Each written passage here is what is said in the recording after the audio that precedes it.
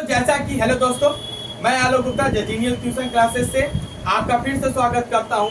जैसा कि मैंने आपको पिछले अपने वीडियो में बताया था, टेंस के बारे में मैंने इंट्रोडक्शन दी थी। इससे बहुत सारी चीज़ें लेके मैंने आपको वीडियो के बारे में, इनके टेंस के बारे में आप लोग को पिछले वीडियो में बहुत सारी चीज़ें बताई थी। इस वीडियो में अब हम बात करेंगे केवल और केवल प्रेजेंट टेंस।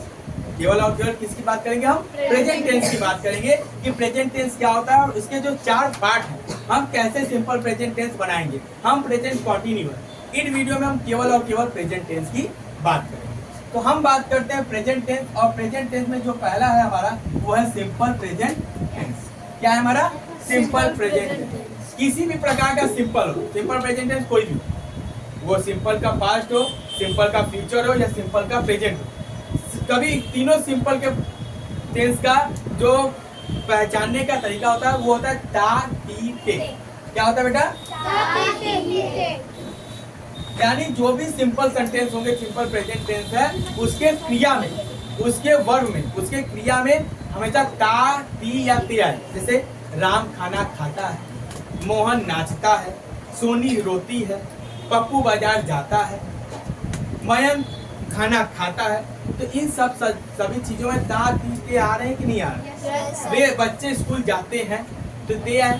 तो जिस भी वाक्य में ता ती ते आता है तो आप उसे समझ सकते हैं कि ये कौन सा टेंस है? Simple present tense. लेकिन सर एक समस्या है कि सिंपल प्रेजेंट टेंस है तो सिंपल प्रेजेंट टेंस को हम सेंटेंस कैसे बनाएं?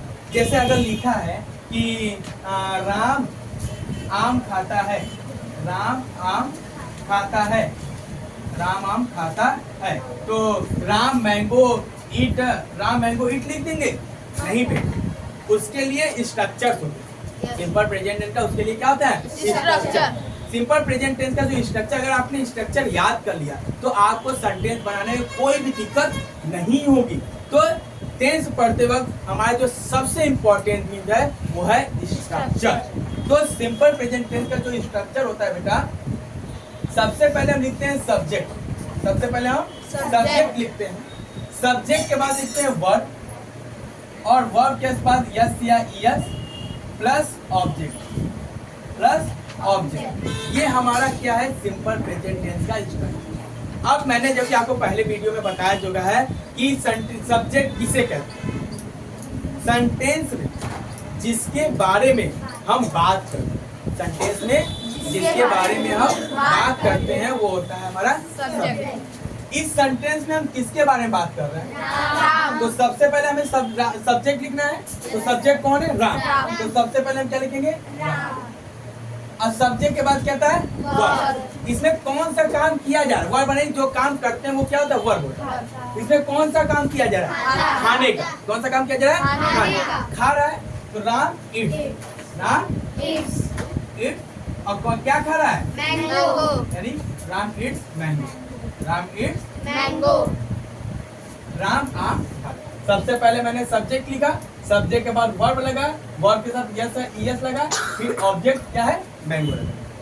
इसमें एक दिक्कत और होती है, जैसे मैं यहाँ लिख दूं राम और मोहन, राम और मोहन आम खाते हैं, खाते, राम और मोहन आम खाते हैं। राम और मोहन क्या करते हैं? आम खाते हैं। तो सबसे पहले क्या लिखना है? सब्जेक्ट। तो सेंटेंस में सब्जेक्ट कौन है? राम एंड मोहन। एंड सबसे पहले मैंने सब्जेक्ट लिख दिया। सब्जेक्ट के बाद क्या होता है? वर्ब। वर्ब क्या हो रहा है? खाना। खाना क्या कहते हैं? ईट। और फिर क्या खा रहे हैं?